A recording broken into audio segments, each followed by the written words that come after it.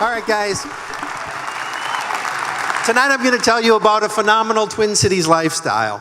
Imagine if you could live mortgage-free on a waterfront with your backyard, more than 600 acres of public space, dozens of miles of bike paths. You don't even need to own a car. You can walk to the bus stop, to the Green Line, to the Amtrak. You can hop on a car-to-go or an hour car.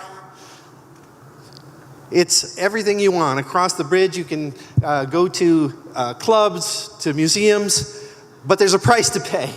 An itty-bitty living space. My family of 4 has lived in a 500 square foot houseboat. On a sunny day, we get an extra 700 feet, but even then, it's much smaller than the house that we left in Wisconsin. If you want to be a neighbor of mine, all you need to do is pick up your own houseboat. If you want to live year-round, that'll cost you around $30,000. Less if you only want to live in summer or if you're handy. And if you pick a boat, you're going to want to have something that is durable. Now, the boat that I picked is a little bit larger. It's a 63-foot skipper liner. Has more space. Has a steel hull, which is perfect for ramming sandbars in the summer. It's perfect for ice in the winter. But it's a rough down river.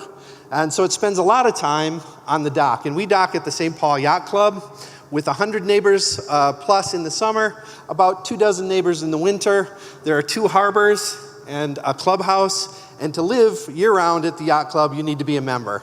So to be a member, you need to apply and you pay an initiation fee of $1,500. After that, you pay your slip fee along with utilities, and you've got life on the water. But if there isn't space at the yacht club because there's a limited number, you have other options. The Watergate Marina, which is more remote in terms of the way it looks, but it's actually closer to Minneapolis, doesn't have the initiation fee.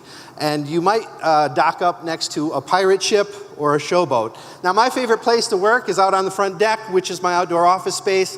I have an assistant, Sophie, who works for Scraps. And while Wi-Fi is provided free, I do pay for my own so that I don't have to compete with the other river rats on weekends when they come to visit.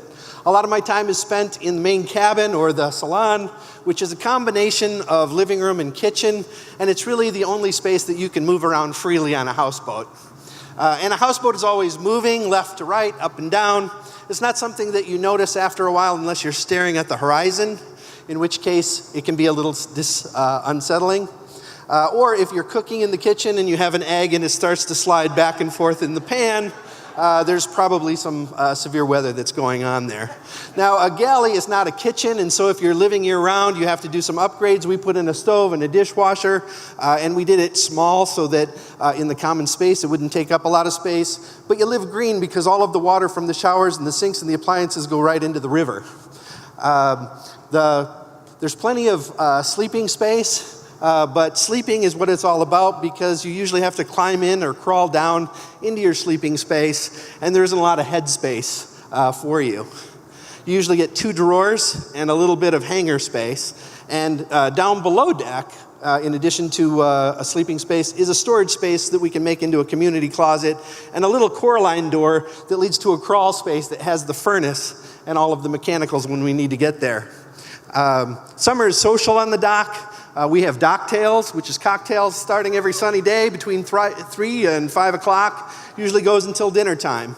Every weekend is a party at the clubhouse, and your neighbors tend to be retirees and beatniks. And the wild neighbors that you have include beavers and eagles, plenty of ducks and geese, and plenty of fish. Although you can't fish from the marina, you have to go to a public dock to do that. And I tell you that the fish are the noisiest neighbors. I was crawling around in that space trying to track down the pinging sound that I was getting, and it's the carp in the summer eating the algae from the boat. They're the noisiest neighbors that you can have.